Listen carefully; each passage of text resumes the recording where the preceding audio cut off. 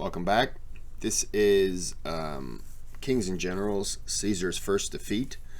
This is the 5th episode. Gergovia, 52 BC. Gergovia. I don't know. I don't know. So let's just get into it.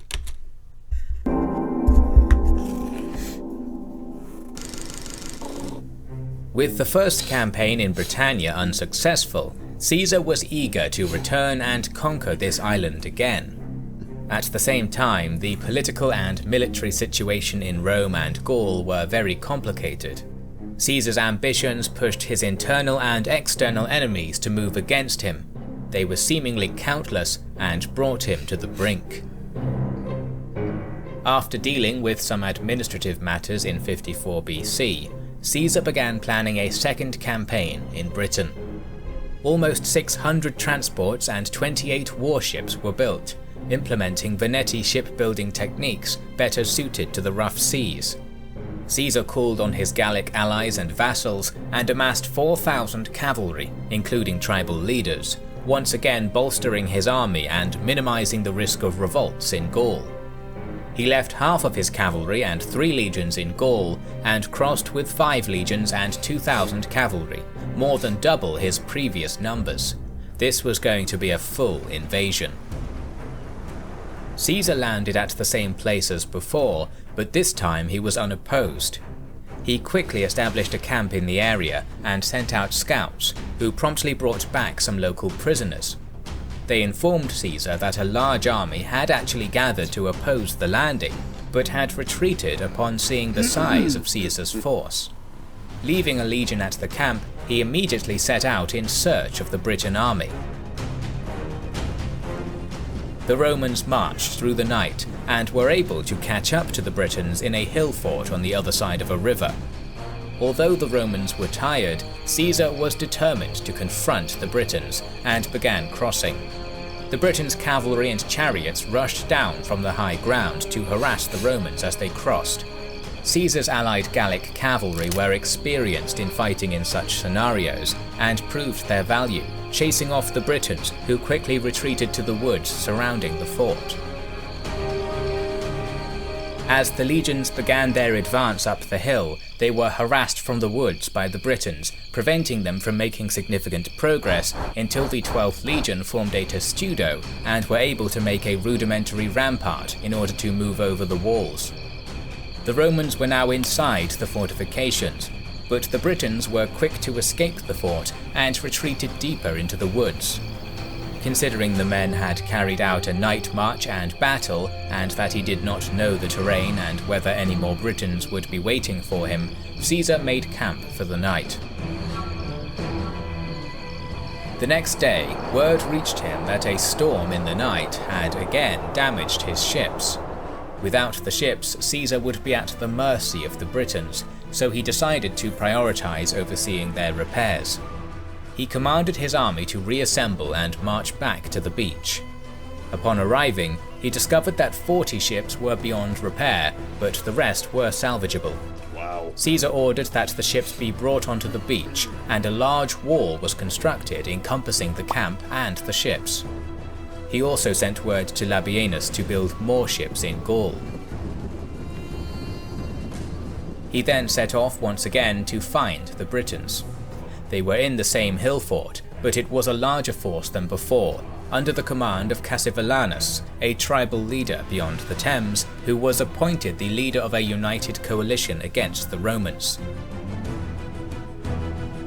Caesar had marched past this fort, possibly not wanting to attack such a large and fortified enemy, instead attacking exposed villages to try and draw Cassivellaunus out. At the same time, his troops were constantly harassed by the Britons' cavalry and chariots fighting skirmishes with the Roman cavalry on the flanks, luring them into the forests before turning back to inflict significant casualties. The Britons seemingly allowed the Roman advance party time to begin making a fort for the night. However, as construction began, the Britons attacked again. The Romans who were on guard were able to form a line to defend the site, but the fighting was brutal, with the Briton chariots darting in and out of the Roman formation. Caesar was forced to send a further 2 cohorts from the vanguard to quickly reinforce this line. The Romans were not used to the Briton style of fighting, particularly chariot hit-and-run tactics, drawing out the Roman infantry from formation who were too slow to catch them. At one point, the Britons were able to draw out a maniple far enough to create a gap, which they were able to exploit, punching through the Roman line and inflicting many casualties. It was not until the rest of the Roman army caught up that the Britons disengaged and retreated. Cassivellaunus was proving himself a cunning enemy. Now, why don't the Britain, whatever they're supposed to be called back then, the blue guys, now why don't they, once they get it here, then have a group that would come and maybe try to attack from behind, or maybe a group like these guys right here that would come in and attack from the side? I don't know. I'm just saying, keep up the fight on all sides to just make Caesar completely retreat and get him out of the area. Make it not worth it.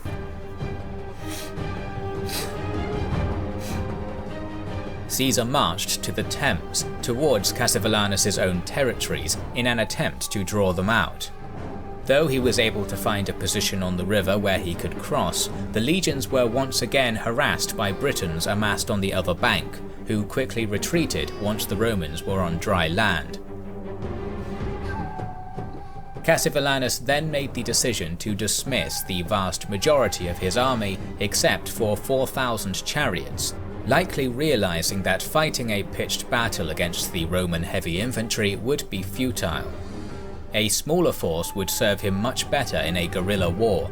It would be easier to hide, faster to move, and need fewer supplies to maintain. Given the fact that he knew the terrain and Caesar did not, this was a smart and calculated move. However, Cassivellaunus's previous wars with other Britons had made him many enemies, and his new guerrilla tactics were not popular with the Trinobantes, whose leader Cassivellaunus had previously killed. They sent envoys to Caesar, surrendering and promising hostages.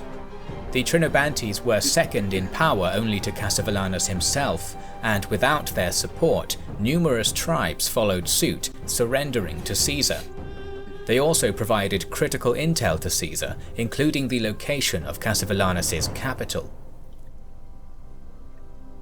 Caesar marched there, another hill fort, burning all villages and fields on the way, and besieged it from both sides, once again hoping to draw the Briton leader into a direct confrontation.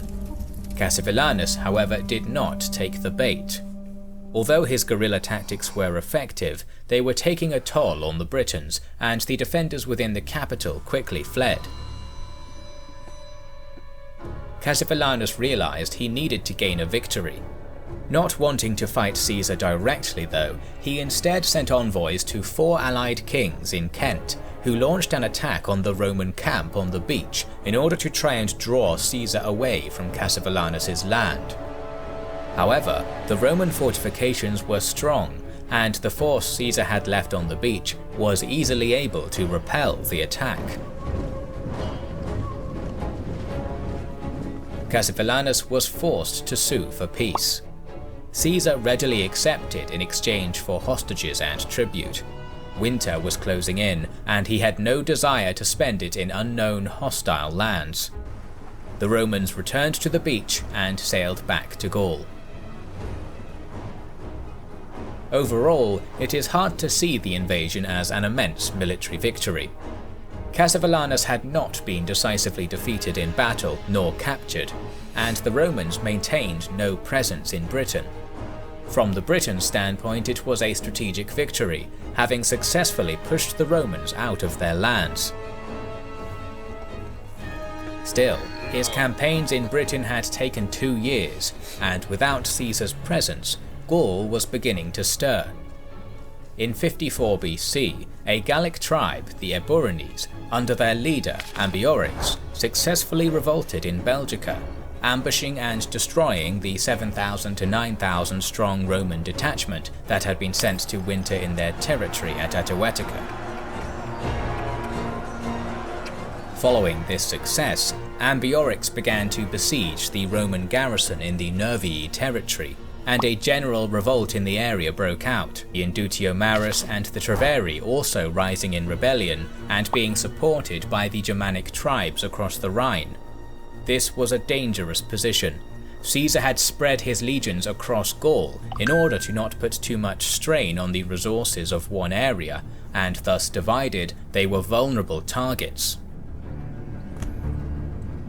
However, he reacted quickly, marching directly to the besieged legion in Nervii territory, while Labienus fought off the Indutiomarus. Upon seeing Caesar approaching, Ambiorix gave up the siege to face this new threat and was quickly defeated, while almost simultaneously Labienus was able to successfully repel his opponents. Roman retribution for this revolt was swift and devastating. The Eburones were effectively wiped out, while Ambiorix, according to some sources, left Gaul for Germania. To help stabilize the situation, Pompey mobilized 2 more legions, and Caesar himself raised another. He now had almost 50,000 men in Gaul under his command. However, this was only the prelude to something much bigger.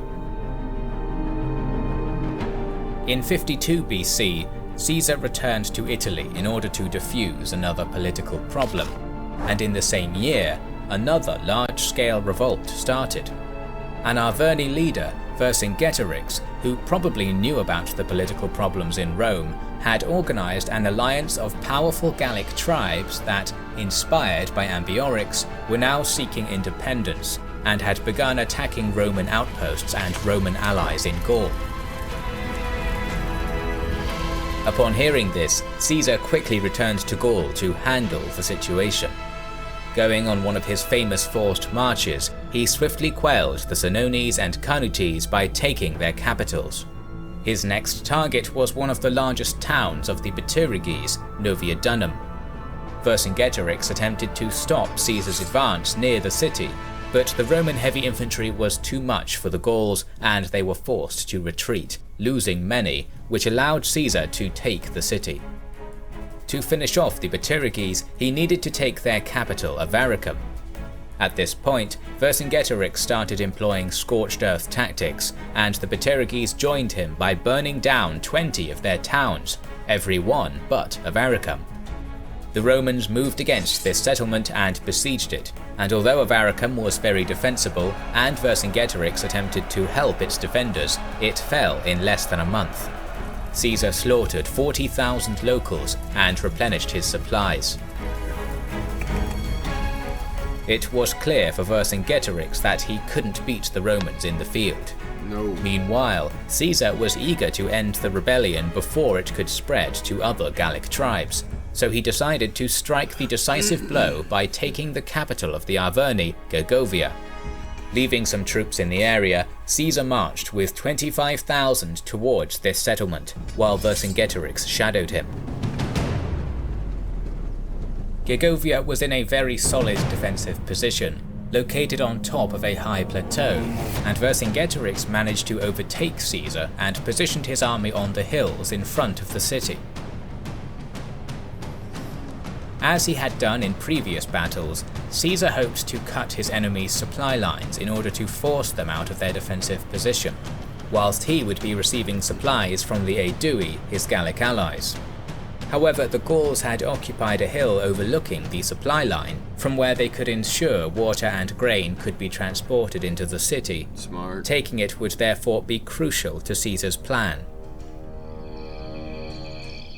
In a quick night attack, he was able to dislodge the Gallic garrison there and station 2 legions on the hill, linking this position with the main Roman camp by a trench. So far, all was going according to plan. Caesar's allies would supply him from the rear, and Vercingetorix would now be forced to either sacrifice his defensive position in order to re-establish his supply line, or be starved out. However, Vercingetorix had his own plans. He bribed the Aedui, who then also joined the revolt, attacking the Roman supplies and threatening to cut off Caesar and surround him. Wow. Once again, Vercingetorix seemed to have studied Rome's tactics deeply, as this strategy was one of Caesar's own favourite strategies. Caesar was forced to leave 2 legions to guard the Roman position at Gergovia, and took the other 4 to deal with the Aedui, quickly subduing them and forcing them to send 10,000 cavalry back to the siege with him.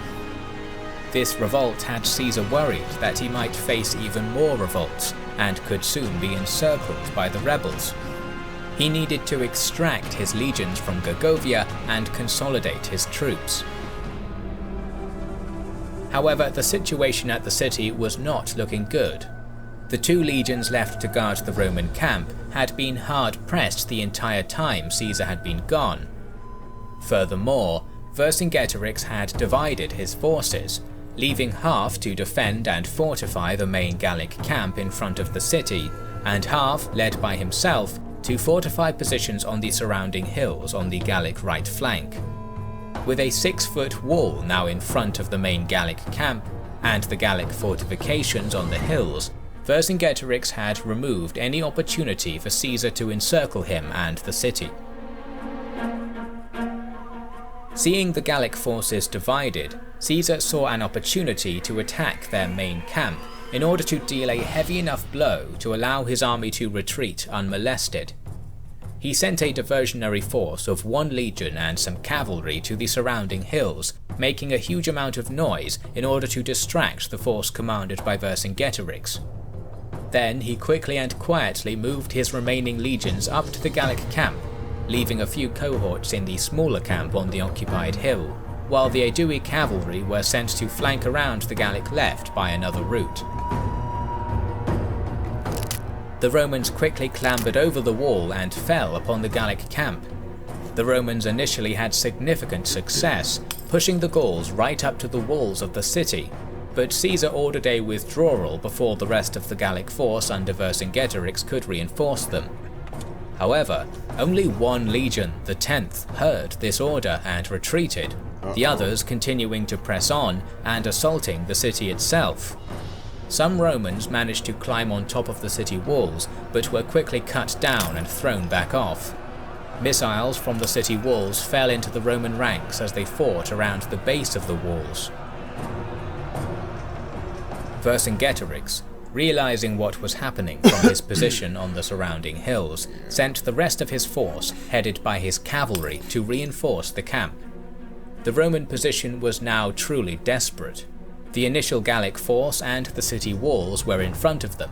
There was no way of cutting a way out by pushing forward, and with Vercingetorix crashing into their flank, the legionaries were under serious pressure and were almost surrounded.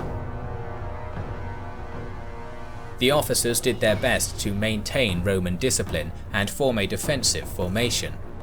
According to Caesar himself, 46 centurions died in this struggle, roughly a quarter of all the centurions present, and so maintaining any solid formation was almost impossible. The Aedui finally appeared on a hill to the Roman right flank, but the Romans, unable to tell if they were allied or not, broke completely, thinking that they were about to be fully surrounded. Caesar was able to use the 10th Legion and the cohorts that had been stationed in the small camp to cover the retreat, and prevented the Gauls from chasing them down, avoiding the total destruction of his army, and withdrew from the field. In his commentaries, Caesar says that only 700 men were lost in this battle, but this is likely vastly underplaying the situation. Caesar being forced to assemble a rearguard and retreating shows how disastrous the battle was, and it is likely that the Romans lost thousands, modern estimates suggesting as many as 6,000. This was the first time that Caesar had lost a pitched battle in Gaul, and one of the very few battles that he would lose in his military career. Vercingetorix had proved himself to be a deadly opponent, and was able to use Roman tactics and strategy against Caesar. Interesting. To make matters worse for Caesar, his political power in Rome was also beginning to fracture, as in 53 BC, Crassus was captured and killed after the disastrous Battle of Carrhae. Without Crassus, Pompey and Caesar had no counterbalance and were now in direct opposition as the two most powerful men in Rome. Caesar would now be forced to face his two greatest opponents simultaneously: the talented, brave and cunning Vercingetorix in Gaul, and one of the greatest generals of the ancient world, Pompey, in Rome. We will talk about this struggle in the next episode. Sorry, I didn't pause a whole lot because I was really interested. This is good. But all good things must come to an end. For this episode, I think there's 21 or 27 of these, and we're on number 5, so plenty more to go. But until then, Halloween's coming. I don't know if you know that. And you should give me candy. I think it's fair. So have a good day, have a good night.